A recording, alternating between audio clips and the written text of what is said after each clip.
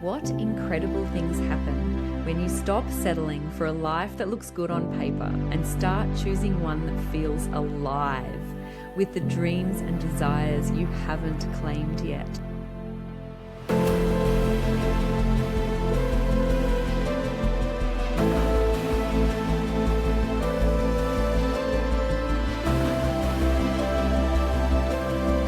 It's your host, Katie Kay, artist, mentor, entrepreneur, founder of the Creator Code, and mentor for women ready for the best chapter of their life. Are you ready for more? Fuck yes. Let's go, my loves. Hello. I recorded the last episode of More a week after my 50th birthday, which was almost 4 months ago. I did not intend to take a break. The absence that you may or may not have noticed was not planned. And I'm back today with a shorter than usual episode. I think I'm kind of winging it to let you know what's been happening, because there's something in my experience that's for everybody. So first, let me share a little about what happened since I recorded the last episode around May the 8th. We experienced shortly after that some pretty major unexpected chaos in our business, in my primary business. And it really threw me. It threw me in a way that nothing else has ever thrown me in 18 years of running a business. Now, I don't want to go into the details of it because I'll just get caught up in the story, but it heralded a shift in my state and my experience this year. And ever since then, I have been in this kind of void, this kind of, I want to call it a bridge. I've been on a bridge. And the bridge has been quite challenging. It's been foggy. It moves underneath my feet. It feels very uncertain. It is not a solid structure. And it has made me question a lot of things. This year has not turned out to be the year I was expecting or anticipating. And I have a really strong feeling that you might relate to that really hard. So shortly after this chaotic event in our business, we went on my 50th birthday trip to Bali, which was actually a really beautiful, beautiful break, a beautiful time to be with my friends and to just really enjoy and celebrate myself and turning 50 and friendship and love. And it was just a beautiful time. But it had an undercurrent to it, because it felt like I was taking time out from a really stressful chapter, or what was about to become a really stressful chapter. And so after I returned from Bali, this beautiful 8 days of joy and bliss and relaxation and amazing weather and food and being taken care of and loved on in a way that I really needed, I came back into chaos and indecision and confusion and pain. And this went on for quite a while. It felt like a really big trip to the underworld. And I knew that there was going to be a lot of beauty on the other side, but it wasn't fun. There was quite a bit of illness. Obviously, I'm in perimenopause, as are probably many of my listeners. And that in itself is a journey. But I've been in fairly good health for the last few years. I've had really great care of a naturopath, and I've been feeling pretty good for the first time in a long time. And on return from Bali, I had a couple of interesting things happen. One of them was that I twisted my ankle really badly a couple of days after getting home. And about 2 weeks after that, I realized that I was really tired, like in a way that felt not right. And so I got my iron checked and my ferritin was at 10. And I'm sure that there are many of you listening who know what that feels like, because it's not unusual for a woman to have low iron. And it's something that I've experienced on and off for many, many years. But it really threw me because I wasn't expecting that interruption. And obviously my iron got to a certain point and then it really like, alert, there is a problem, you must attend to this. And it's amazing to me that it can get that low for me in my body before I'm actually aware of it. So anyway, we went on a journey. We went on a health journey, and it didn't end there. It went into some pretty big hormonal shifts that were kind of scary. And then from there into a virus, a really nasty virus, which affected my throat. And I was actually really struggling to talk and function for quite a few weeks. And in the midst of all that, I was preparing to go to New Zealand to attend a really important photography industry event that I love dearly. And at that event, I was to present 2 keynotes. And it's pretty stressful, I guess, to be in a situation where you know that you need your voice and your throat to do the thing that you've been asked to do. That's important. That means a lot to you. And your body is failing you. So I had a bit of a journey with that too. In amongst all of this, the other big thing that was happening is that my photography team had lots of meetings, lots of chat. There was a lot going on and a lot to decide. And what emerged during this same period that I was unwell after Bali, what emerged is that we decided as a team to close the business at the end of the year. This is a momentous decision. We've been running this business for 18 years. It is our primary source of income. And although I have been moving on for a while, and if you've listened to the rest of the podcast, you'll know that this is part of my plan, it was not expected to go down like this. So this is all a lot, right? Like, take a breath with me, because even sharing this feels like a lot. The feeling of all of this was instability. There was chaos. It was shifting identities. And it felt really, really hard. It felt like I was being thrown things that I didn't ask for in ways that I wasn't ready to catch. I'm wondering if you can relate and if you've been experiencing your own chaos and uncertainty and instability over the last few months. So I want to take a little detour and just speak to the energy of 2026, because when we started, we were all so excited about the fire horse, weren't we? We were so excited that we were entering this year of dynamic, intuitive movement, momentum, passion, and it being a 1 year as well. From a numerology perspective, we were expecting new beginnings. We were expecting to realize things that we hadn't realized before and to make them happen. I recently described my feeling of the fire horse not at all being what I anticipated, which was that I would be riding the horse bareback through a fiery red sunset, feeling on top of the world, like I was chasing my dreams with every inch of my being. But instead, it's felt like I was holding on for dear life to a runaway horse, and we were running through volcanic ash and fog, and I could not get it to slow down, and it was hurting and uncomfortable, and I didn't ask for it to go like that. Do you relate, or do I sound completely melodramatic? So it's been different to what I expected, and probably different to what you expected too. And right now, we're in the middle of the eclipse season. I want to speak a little bit to eclipses because it's so relevant to what I've been going through and possibly to what you've been going through too. And it's relevant to this right now, to the energy that I'm bringing you this episode in the middle of. We are in the corridor, which is the space in between the 2 eclipses.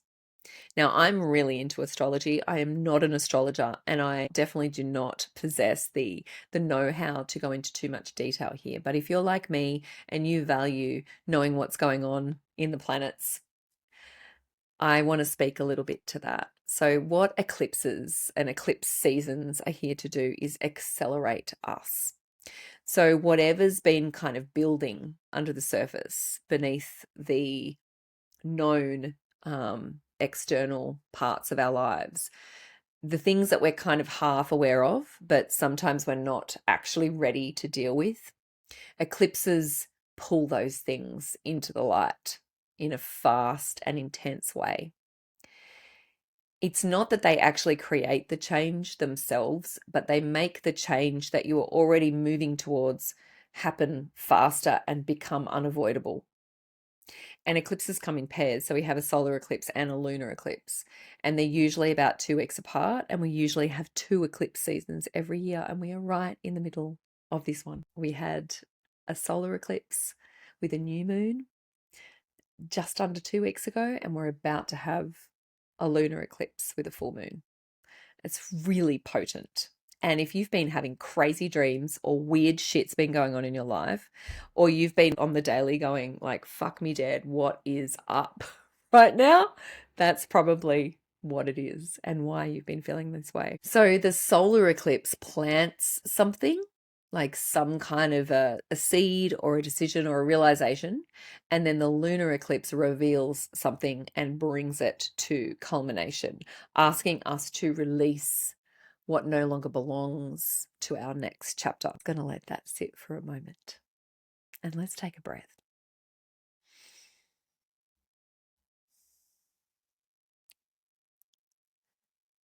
So this current eclipse season is asking us to let the performed version of ourselves go. The identity that was built for either survival or approval, or for a chapter that is now closing. And that's probably why you have people around you, or maybe you yourself, who are making big moves right now, leaving relationships, jobs, businesses, moving, changing career. It's not impulsive.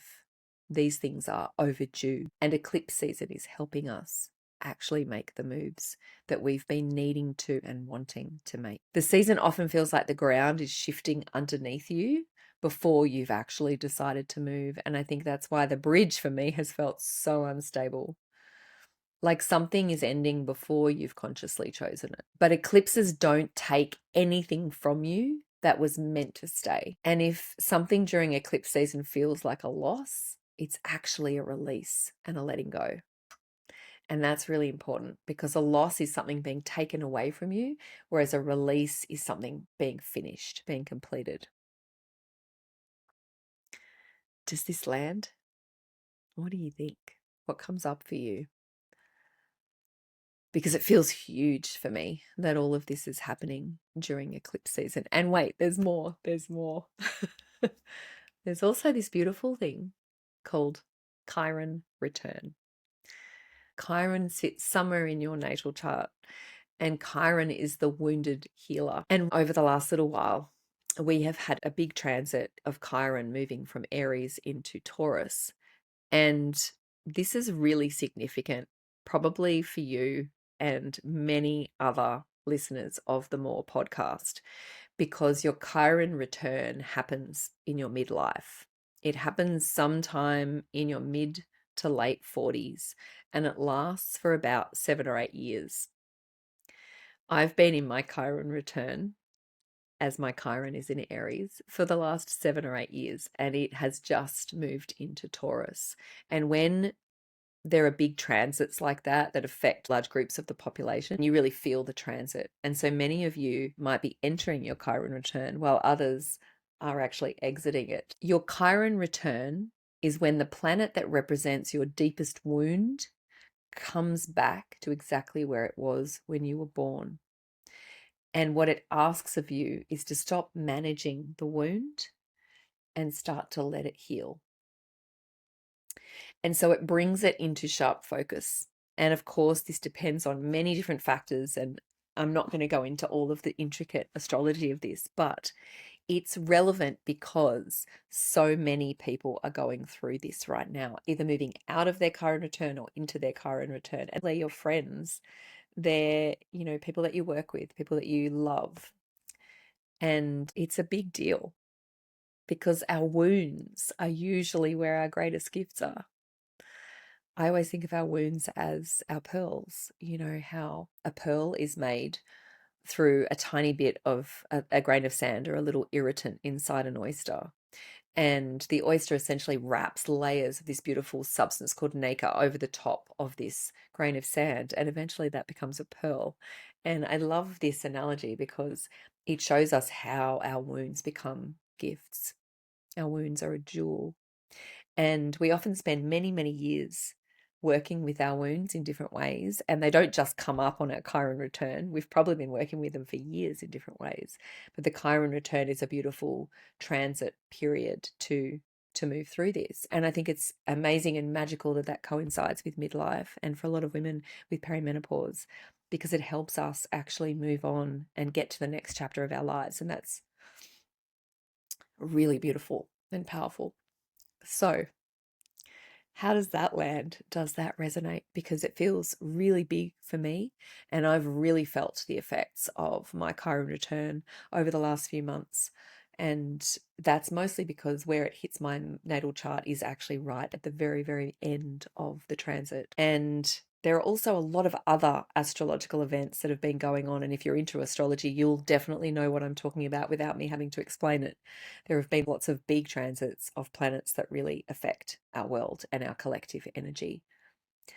So 2026, it's been wild. So I realized through all of this that I'm on a bridge between two worlds. And that bridge is actually its own place. We land on bridges whenever we're moving from one state to another, from one chapter of life to another. When we're changing big things in our lives, we often land on a bridge and we have to stay there for a while. The thing is that mostly we want to rush across any sort of transit because often it feels so deeply uncomfortable and triggering. But I'm not rushing, and I haven't been rushing, because my perspective from the bridge is cathartic. And you cannot have the perspective that you have on a bridge from anywhere else, like ever. It's its own place. And so my first big realization actually came sometime in the fog. I had a day of intense clarity. And I realized that everything that's happened was all part of the plan that I initiated last September when I decided to step out of Heart Story, my photography business, full time and start to build the thing. That was the same time when I joined my incredible female business mastermind that's also a priestess temple. And I had some really wild adventures. And the first part of that experience was magical. I was on a bridge that felt like I was stepping into a fairy world where all my dreams were going to come true. And everything felt incredible. I had such clarity, and I was surrounded by rainbows and sunshine and delicious smells and all of the possibility in the world. And then somewhere along the way, that bridge became very different, and it became what I'm on now, which is foggy and unstable and uncertain. And when my husband made the decision that he really did want to close the photography business, and I realized, oh my gosh, that means that I no longer have that as my backup plan. I no longer have a backup plan. I have to make this new chapter work. I have to get to the other side of the bridge. I experienced a lot of grief. I felt my identity as a photographer start to break apart. And I really went into a very dark place for a few weeks. And what emerged, this epiphany that I had, was that, of course, the ending of that was inevitable, because I started something that needed my full attention. And really, the only way that I was going to be able to give it was to fully let go of my old identity. Not half in, half out, not one foot there and another foot over here, but 100% all in. My second realization came a little later. It actually came around the time that I went to New Zealand and delivered these two incredible keynotes, which went so well, despite me being not 100%. And you may actually be able to hear in my voice right now that I still have residual tension, that there's still a sound in my voice of not being 100% well. as the virus that I had triggered my asthma, and I had to go on a course of steroids, which was actually really hardcore. And although it did fix the cough, it has definitely knocked my system around a bit. So I had another realization as part of that process and that experience of standing up and delivering something powerful that I felt was transformative and really required me to be my full authentic self on stage. The realization was that I'm still selling myself short, and that my self-recognition is more important than anything else. I still make myself smaller than I am. I still downplay my genius. I still wait for others to tell me they love me or they're proud of me or they appreciate my insight before I tell myself. And this is confronting because I've been doing work on this for years. And right now,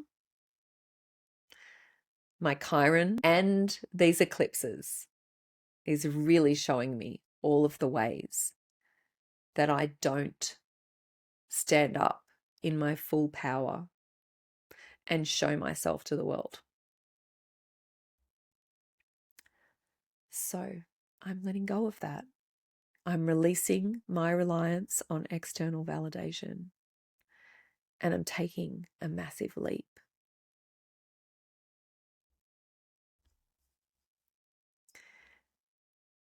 I'm Katie Kay.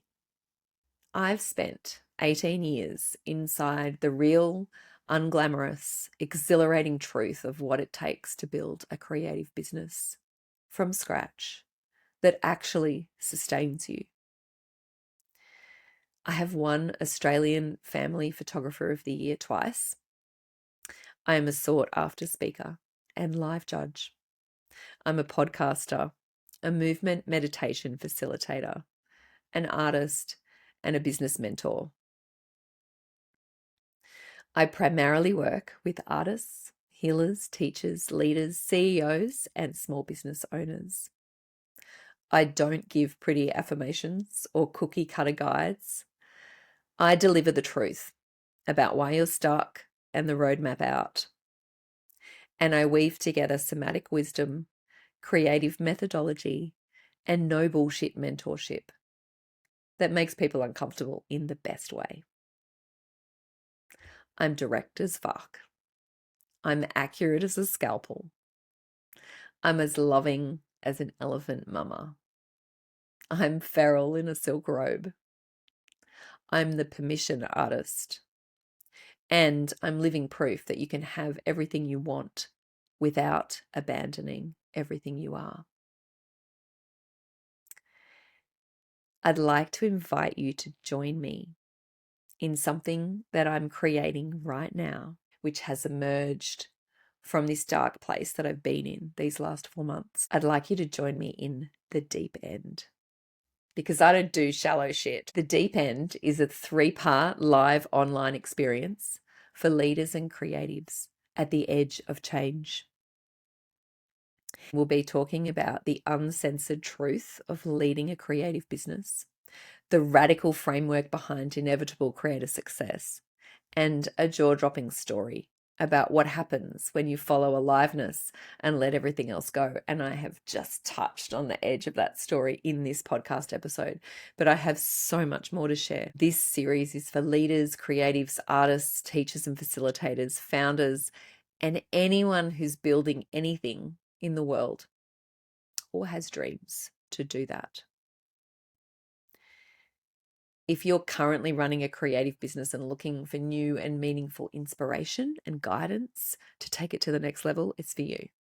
If you're always keen to learn new ways to show up and grow and be authentically you in life and work, this is for you. If you're in the middle of a threshold or on a fucking bridge, in a transition or a reinvention and wondering how the fuck to navigate it, this is for you.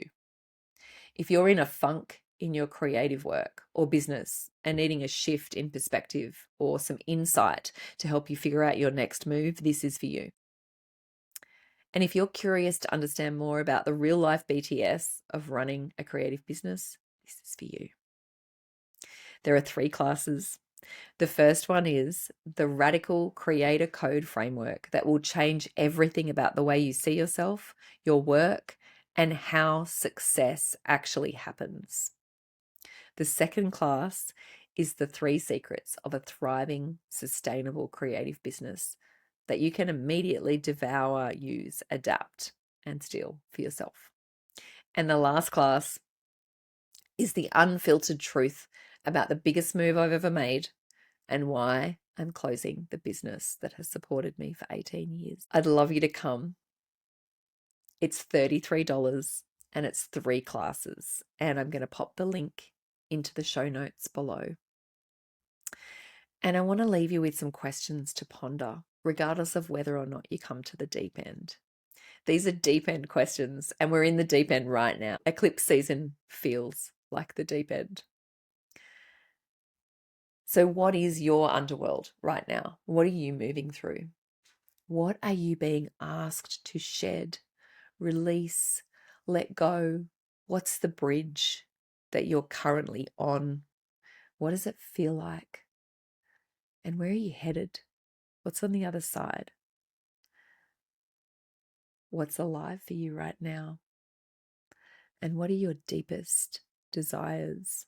The deep end info is in the show notes. The first class is this coming Friday, the 28th of August at 10 a.m. Sydney time, which actually makes it Thursday, 5 p.m. LA time. And then the next 2 Fridays or Thursdays at the same time.